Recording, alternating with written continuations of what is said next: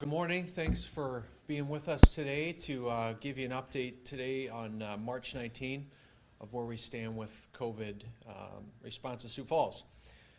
So the last 24 hours, which has been another fluid 24 hours, the thing that has really struck me is the magnitude of business operations and what's happening in our business community already.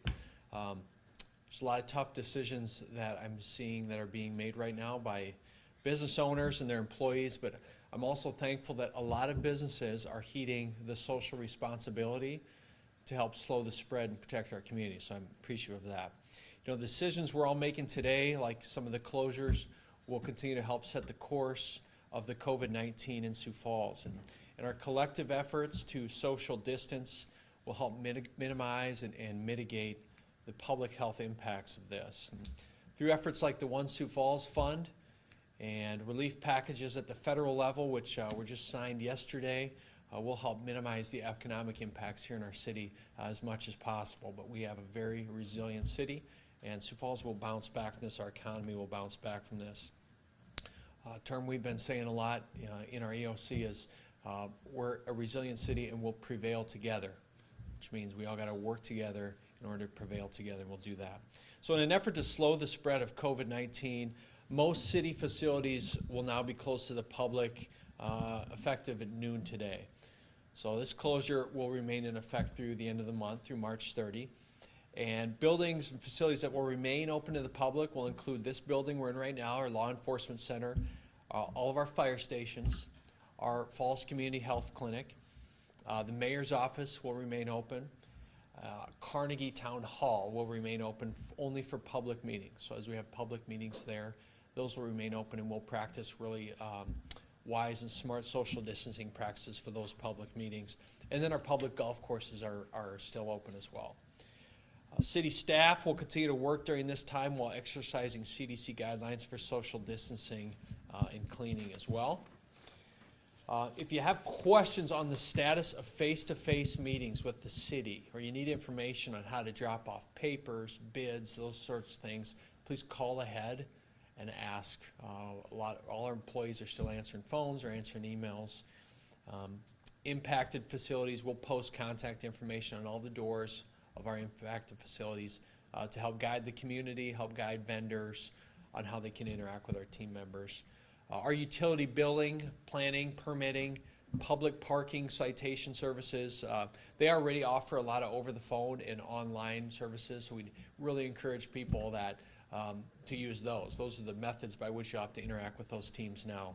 And so you can find information for those on our website at siouxfalls.org. Previously scheduled public meetings that have been planned for City Hall or for City Center, we have quite a few of those over the next couple weeks while this is in effect, those will all take place at Carnegie. So if there's a public meeting that was scheduled to take place, Carnegie is where those are going to be happening now. You know, and because we provide essential services, we're taking these steps to protect the health and safety of our employees so that we can keep maintaining and providing these services. You know, our priorities in the city right now are public health and safety, number one, but number two is continue to provide the services we need to keep the city running and functioning. SAM, Sioux Area Metro, has implemented protocols to help keep our passengers and drivers protected from illnesses and from COVID-19. We have certain seats blocked off on SAM to encourage social distancing in terms of where people are sitting. Our staff is taking enhanced sanitary measures, much more elevated cleaning procedures. We don't intend to shut down transit. Transit is a really critical method of transportation right now for some of our vulnerable populations, so we don't intend to shut down transit at this time.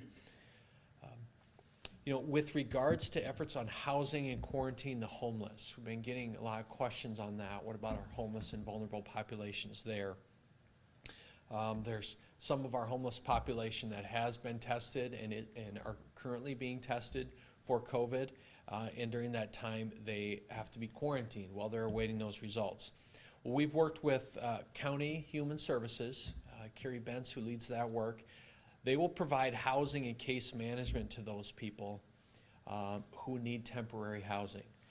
And these efforts are being done in coordination with some pretty amazing teamwork, quite honestly, with Avera and Sanford, as well as their emergency department staff. So we have quarantining and protocols in place for our homeless and vulnerable populations who have been tested and are waiting their results. So they're not being tested and put back in a general population in close corridors. So that's a big deal. That took a lot of coordination, a lot of work to figure out that process. I really want to tip my hat to Vanessa Sweeney with the Falls Community Health and Carrie Benz with the county for doing a lot of work to get that process in place. So in times like this, you really have to care for your vulnerable populations and look out for their best interests, and we've done that there. So I want to thank them for their work on that. And then we continue to coordinate with the Corona Help Sioux Falls to obtain those food bundles and hygiene products for those quarantined people. So not only are they being quarantined, but we're ensuring that they have food and hygiene products delivered to them as well, and are being taken care of during this time. So if there's any questions on that process or that procedure of what we're doing with the homeless, you can contact Human Services with Minnehaha County at 367-4217, so County Human Services. Last clarification I just need to make is yesterday I misspoke and talked about ride sharing being suspended. Ride sharing is not suspended. Lyft and Uber are fully in effect, although I think their ridership is way down. Some of the car sharing services that those companies operate are suspended nationally. We don't have those services in our market. So that was the confusion there, but just want to make sure that clarification exists. So I would like to now turn it over to Jill Franken, our Public Health Director, with a few more updates for you.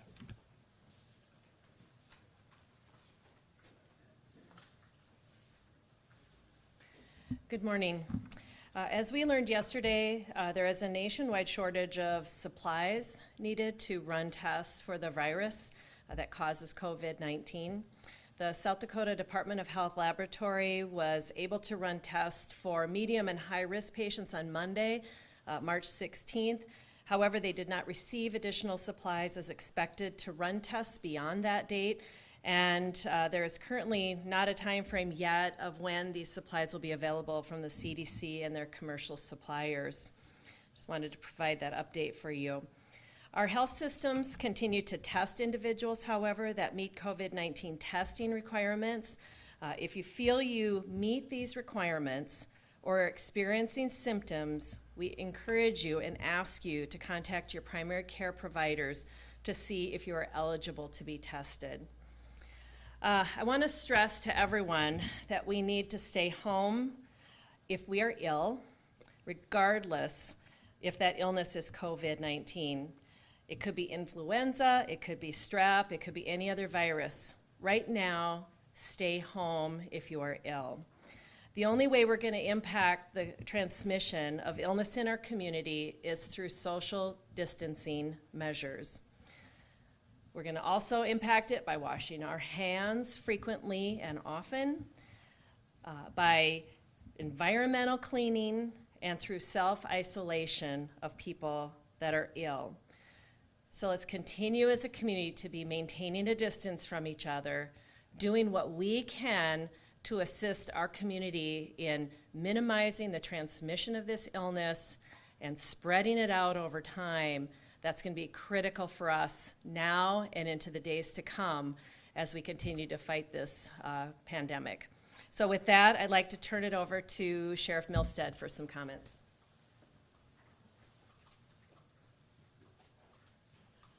Good morning, Mike Milstead, Sheriff of Minnehaha County. I just wanted to update you a little bit on the activities of Minnehaha County Sheriff's Office and our Office of Emergency Management.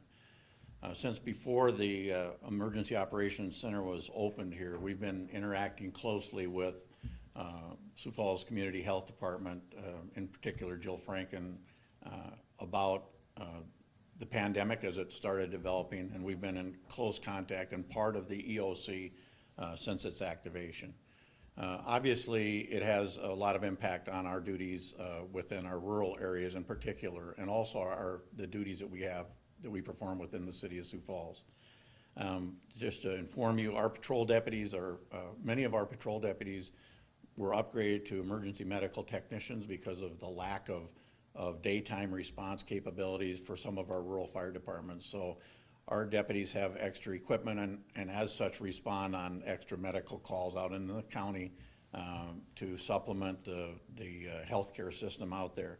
So they have sufficient personal protective equipment, they have extra training, and they're certainly aware of the CDC recommendations and the State Department of Health recommendations on contact with individuals who may be struggling with respiratory distress or could be a COVID-19 patient. With the school closures, it's put some additional expectations. You know, the duty of the sheriff is one of the statutory duties is the preservation of life and the protection of health and property, and so that changes in a pandemic. And so you'll see deputy sheriffs in our rural communities helping out with our school districts. They were taking laptops to students that were at home. They were taking meals to students in a number of our communities, including Baltic and Del Rapids, Hartford, Humboldt, trying to help those communities best respond to the needs. We have resource officers in all of those school districts anyway, and so what a deputy should be doing today in Del Rapids or Hartford is different probably than it was 3 weeks ago, considerably different. But with the interest of the safety of the community in mind, you'll see that some of our priorities have changed. They had to change. You'll see a lot more community activity with the deputies working with the schools and the local mayors. I appreciate the fact that Mayor Tennaken and I had a conversation about engaging and involving all of the other mayors and city councils in Minnehaha County in this EOC, Emergency Operations Center process. So they have the opportunity to call in daily for the morning briefing and ask questions or be updated. So that's an important connection with our rural communities as we respond as one and not separated. When you go into the Emergency Operations Room Center, you would not know the difference between who's a city employee, who's a county employee, who's a state employee. But what you see is a group working as one, and focused on our leadership in that meeting, in particular the health department. Both the state health department and the city health department are actively engaged in providing us recommendations and guidances, in particular for our first responders. A couple things about my office is we've had to suspend our fingerprinting. We have a public fingerprinting service that we provide. We've suspended that roughly till the end of the month. At the same time, yesterday we were notified by the State Division of Criminal Investigation that they're no longer processing fingerprints for background investigation. So there's really little value in getting fingerprints done now anyway, because they have to be processed at the state crime lab under the DCI, and they're not doing them right now.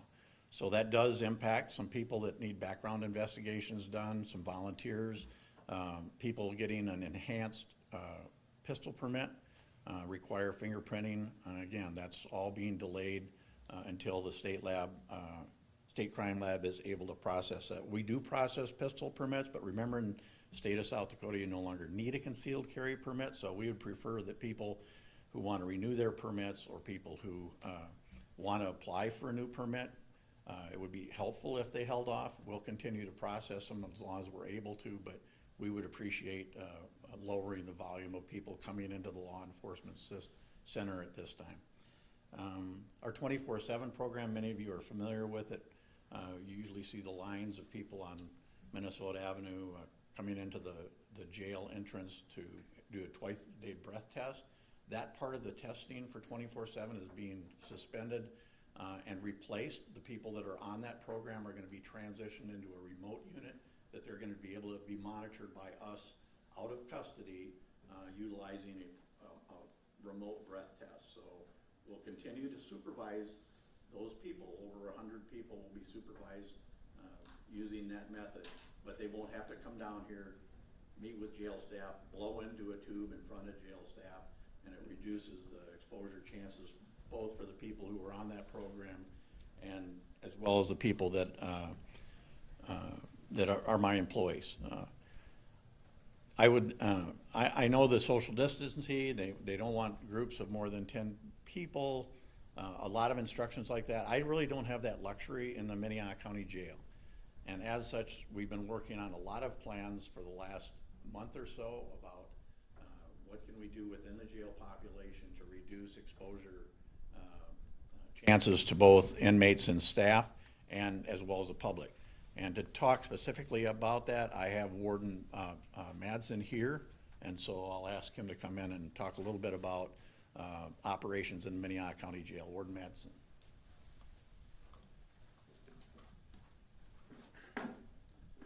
Good morning, everyone.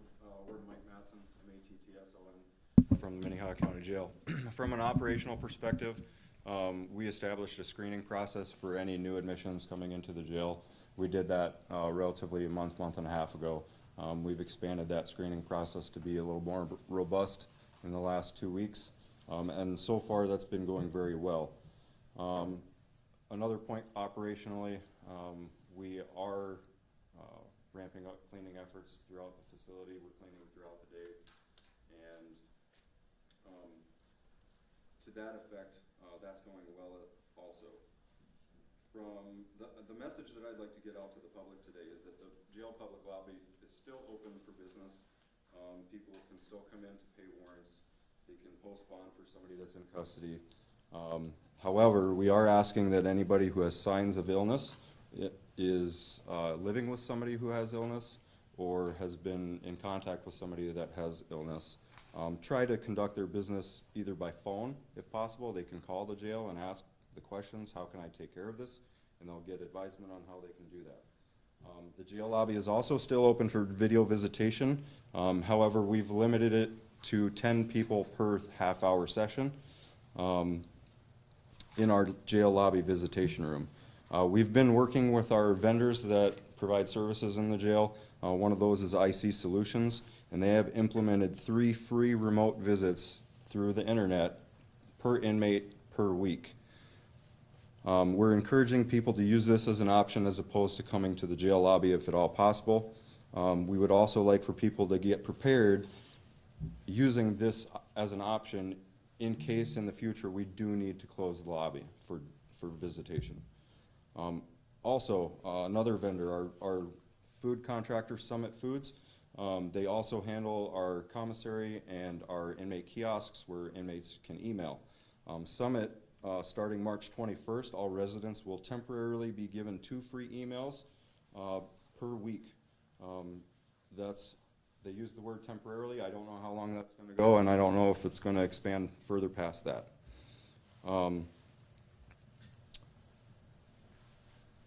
The last thing I'd like to say is access to the jail itself.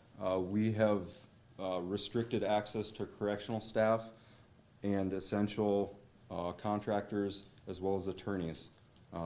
Other than that, jail programming such as AA, NA, jail treatment, those are all suspended at this time. Those are obviously important programs that we conduct in the jail, and we're hopeful that we can start those back up as soon as possible. That's all I have for you. Your next speaker is Judge Hellman.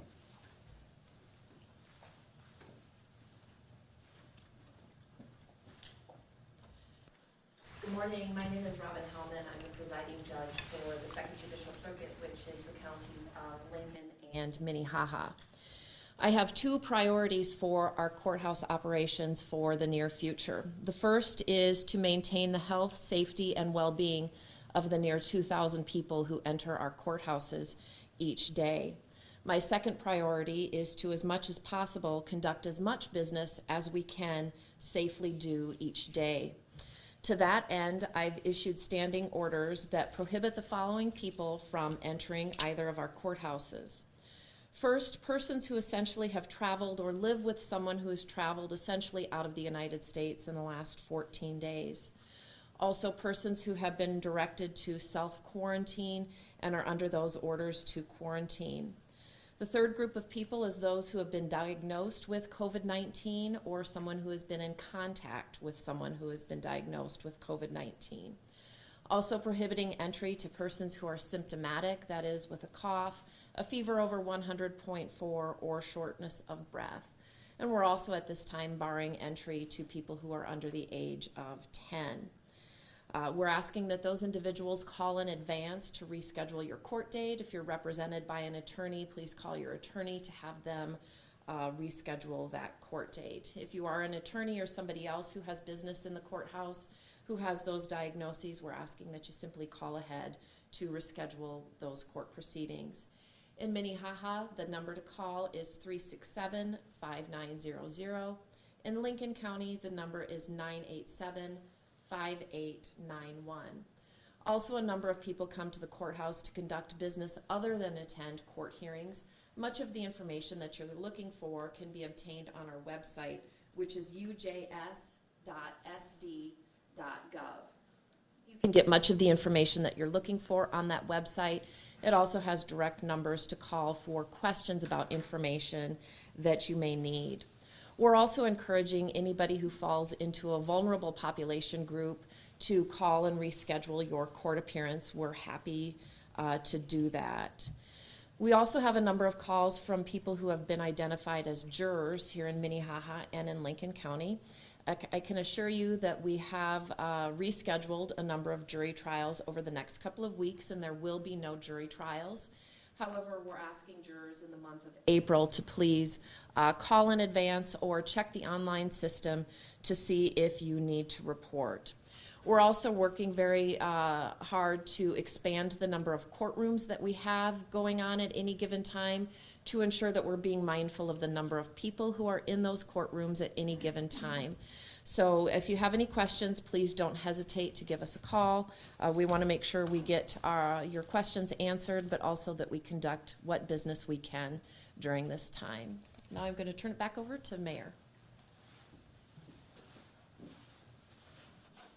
All right, thanks, Judge.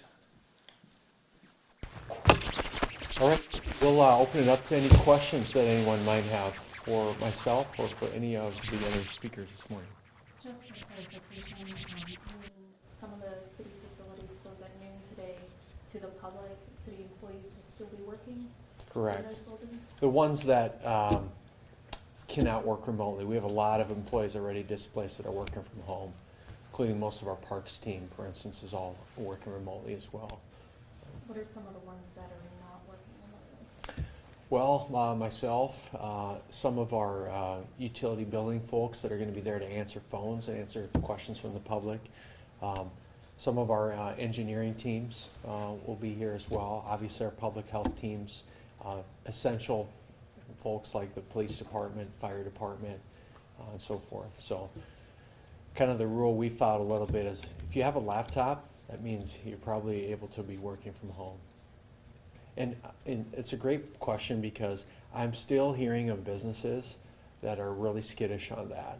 And what we're finding is that we're having to force policy changes or recommend heavily policy changes on businesses that have maybe thought about this for years and have never got comfortable with it. And now we're saying, okay, in the course of 1 week, you need to figure this out. And so they're having to adapt on the fly, but I still would really recommend businesses, if you can allow your employees some flexibility in their working environment right now, that is really critical. And I can't overstate that enough. Just while I was off camera, someone reached out to me because they heard me say that when I was first up here, and they said, we work in a 400-person office setting, and we're still all having to come in every day. And they want me to mandate to that business that they should change their protocol and their procedures. I can't do that. I'm not the president of your business. All I can do is strongly recommend that that business follow the guidelines of the city and the recommendations. That's why we're kind of leading and modeling the way and saying, if city government can figure this out, which typically is not known for being really nimble on this sort of thing, we think the private sector can do that as well. Is there any way to enforce the 10 people or fewer social gatherings out in the community? We're asking people to self-enforce that and self-police that. You know, within city facilities, it's a Class 2 misdemeanor. It's not a misdemeanor in any other businesses. It's only in city-owned facilities. But we're kind of telling people, listen, we think it's serious enough that in our facilities, we're making it a misdemeanor. So if we're taking that level of precaution with it, we'd ask you as a business to do the same thing. And so I think what we'll be doing a little bit is as we see people not following or adhering to that, calling those businesses out specifically either contacting them and saying, listen, we need you to take this seriously. We need a one Sioux Falls approach to this. This is a team effort to slowing the spread right now. Have you run into those problems?